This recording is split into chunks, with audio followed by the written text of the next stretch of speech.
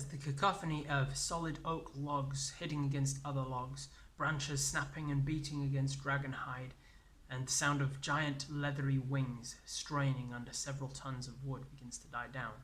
All that's left is a 40-foot hill of trees, under which is the once proud dragon goddess. But now it's her turn.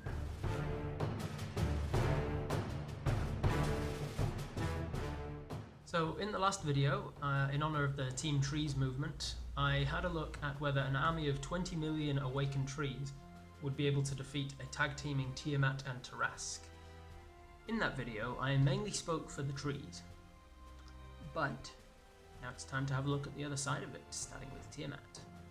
For those who don't know, Tiamat is a 5-headed dragon god, and one of only 2 challenge rating 30 monsters in the whole game, so as far as big deals go, she's the biggest.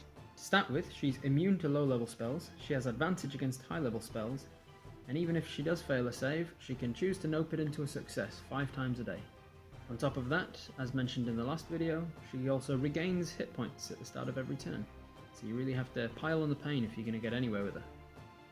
There's also a bunch more stuff too, but I'll get to the point. Every round, she can use Frightful Presence to make every tree in a 240-foot radius frightened of her, and then she makes 4 physical attacks and 2 breath weapon attacks. Being frightened of her means that they can't voluntarily move towards her to fill in the gaps in any of the ranks that she's creating by destroying them. It also means that they have disadvantage on their attacks, which takes the 31.6 damage that we calculated last time down to 2.7 damage per round, which is nothing, especially with her regeneration. So I'll spare you the minutiae of exactly how much damage she's doing every round, but suffice it to say that her 4 physical attacks are enough to kill 2 trees, and her 2 breath weapon attacks are each enough to kill 35 trees. And she's got plenty of movement to position herself to best strategic effect. So she's killing 72 trees per round. That's pretty impressive. Keep that in mind as we go to her tag team partner over here, the Tarrasque. He's basically just a physical attacker. That's all he can do. He's got 8 physical attacks per round, nothing else. However, the massive amount of damage that he's doing with those 8 physical attacks is enough to kill 3 trees. He's not really pulling his weight, is he? She's doing 23 times the damage output that he is. Having said that, even with her massive damage output, she is probably going to be fighting for about 19 straight days before she makes a dent in the 20 million trees.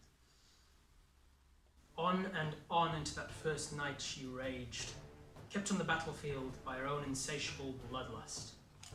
Her menacing and malevolent mirth manifesting as barking bursts of laughter as she struck down countless trees from her lofty perch above them. However, her initial joy at the prospect of the battle, barely contained within her gleeful grins and taunts, slowly gave way over the second day to frustration at her inability to cause anything close to progress through this immense forest.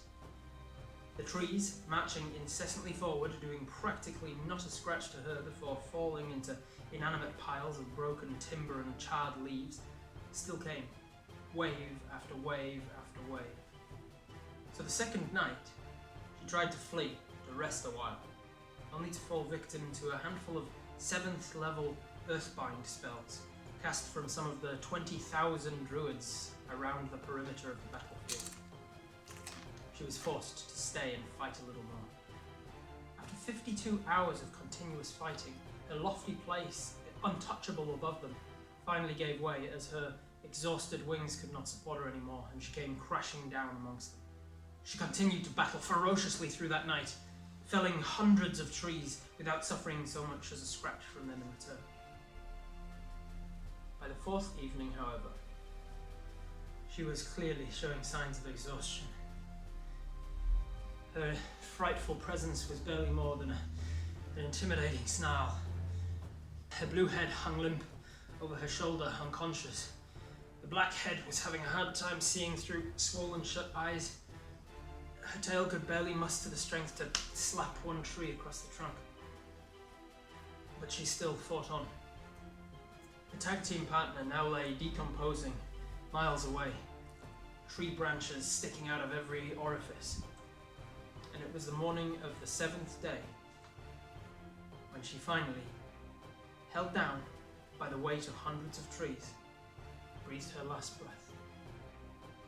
Barely filling one tree in its feeble, flickering flames, and far from the conflagration that her former self was capable of. The last thing she saw, as that lone tree fell to ash in front of her, exposing a beautiful view of the hillside, was that she had not even damaged half of this army. Your friend, Drew the Druid, turns to you and says, "Well, that was cool. What do we do with the rest of them?" But Robert, I pretend to hear you cry, why would she die if they're unable to do any net damage to her? Well, in that narrative, I was employing a mechanic called exhaustion. In 5th edition D&D, there's a number of ways to get exhaustion. It's a condition you'll get if you don't drink enough water that day, or if you go into a frenzied rage. But the one pertinent to this scenario is that if you don't sleep, if you don't get a long rest in a 24-hour period, you risk getting exhaustion. In actual fact, Tiamat has a high enough constitution modifier that, rules as written, she probably wouldn't get exhaustion, and even if she did fail the save, she'd probably just nope it into a success with one of her legendary resistances. But that doesn't make for a good narrative. It doesn't make logical sense that she'd be able to fight for 19 days without getting exhausted. So how exhaustion works is that it stacks up. If you get 1 level of exhaustion, all your ability checks are made with disadvantage. If you get 2 levels, your speed is halved. If you get 3 levels, every roll you make with a d20 is at disadvantage, and so on and so on. It gets worse and worse and worse until if you ever accrue 6 levels of exhaustion, you die. So that was kind of what I was going for with the narrative there. So take from it what you will. If you want to argue that Tiamat could beat 20 million trees, then there's definitely rules there that would back you up. But if you wanted to be a little more realistic with your rules and the way that you rule things, it makes sense to me that 20 million is just too big a number for her to compete with, and if she was forced to stay in the battlefield, she would die of exhaustion before she finishes them. But the one useful thing that I actually took away from this sort of exercise is that the Tarrasque, one of the supposed hardest monsters in the game, is actually kind of crap. So that, I've decided, is going to be the topic of the next video.